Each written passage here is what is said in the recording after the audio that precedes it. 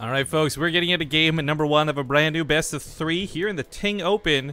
Once again, just reminding everybody, go to bttv.ting.com. Even if you don't plan to use TING, at least check it out. You can get $25 in credit, and again, it lets them know you came from Base Trade TV. But spawning here on the bottom left side of the map, on fire, and perhaps you're gonna have to play Super for Cereal. We'll talk why in a moment. It's going to be On Fire's Scarlett. In the top right, as the blue Terran, he's Drunkenboi. Okay, this is why I wanted to talk about this series. Many of you who have been following the channel know how big of a fan of Drunkenboi I am. He had this one build that was just so stupid. Oh, speaking of stupid builds, in Heart of the Swarm, I was actually able to replicate this build and have a 100% win rate on ladder with it versus Zerg exclusively. I don't know where he sits right now. He did actually take a lot of time off the game towards the end of HOTS, and I don't know how active he has been in Legacy of the Void so far.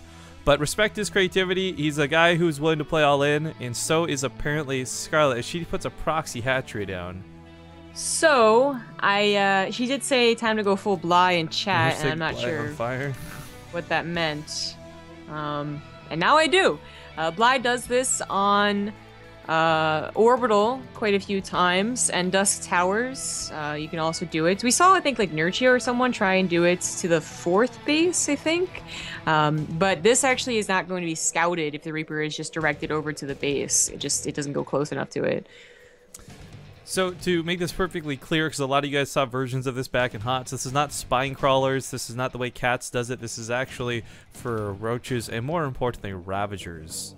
And this poor Reaper is not going to see this coming. Now, by the time he gets across the map and sees, oh, no natural base, no natural base, it's either going to be too late, or most likely to be too late for defenses. Yeah, I mean, he might see him before the roaches hit this door, but that's, you know, it's different than seeing it immediately and having a bunker already prepared, so. Yeah, and I mean, that bunker should have gone in that spot of the reactor as well. Just a lot of pain that's going to be happening here in a moment. And Scarlett's even kept a couple of lings, built some at home, just to buy time for that Reaper. All the roaches should be coming out of the larva from the second hatchery. And he should have some idea of what's going on. Oh, no, he doesn't. Oh my god, it's one gas. He didn't even see the second gas, and he didn't see the roach warren. And he's not going to bother checking the natural because, you know, he just assumed there's going to be a natural.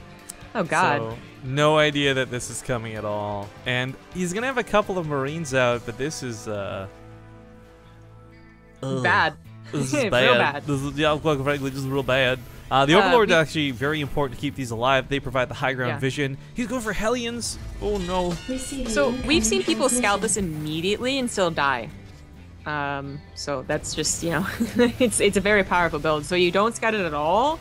You assume it's going to be an easy walkover, but it is Ravager, so it still requires some finesse on the Zerg's part. It's like almost bait to lower the depots. Like, come in, just stop shooting me, please. Yeah, the supply depot and the reactor are going to burn down here. This is a little bit preoccupied. This is actually really important for two factors. So not only are they going to double burn, but she had to actually pull those back. I know it looked a little bit silly, but SCVs surrounding Ravagers, they give a lot of surface area, so melee units work very well against them. GG. GG. Bit of a anticlimactic game, but congratulations to Scarlett. She takes game 1 in the series.